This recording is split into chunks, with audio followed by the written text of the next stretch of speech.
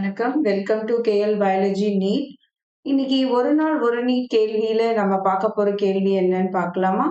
பட்டியல் 1ஐ பட்டியல் 2உடன் பொருத்தவும்.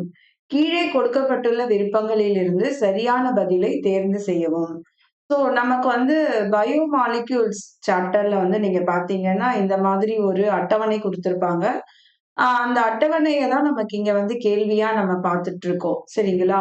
இதுல வந்து இப்ப ஹைட்ரஜன் அப்படின்றது 9.5 2025ல இத மாற்றியிருக்காங்க. முதல்ல பார்த்தீங்கன்னா, அது வந்து உங்களுக்கு 0.5 அப்படின்னு இருந்தது. இப்ப 9.5 அதனால ஏ வந்து 2 அப்படின்னு ஆரம்பிக்கிறது தான் பதிலா இருக்கும்.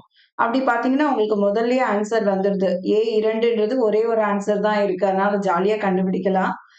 நைட்ரஜன் வந்து 3.3யும் சோடியம் வந்து 0.2 அண்ட் சல்ஃபர் வந்து நீங்க பார்த்தீங்கன்னா 0.3. ஏ என்பது இதற்கான சரியான பதில் அப்படின்றது உங்களுக்கு புரிஞ்சிருக்கும் அப்படின்னு நான் நம்புறேன். ஒரு லைக் போட மறக்க வேண்டாம். அண்ட் உங்க நண்பர்களோட ஷேர் பண்ணுங்க. Please subscribe KL biology NEET and support. Thank you.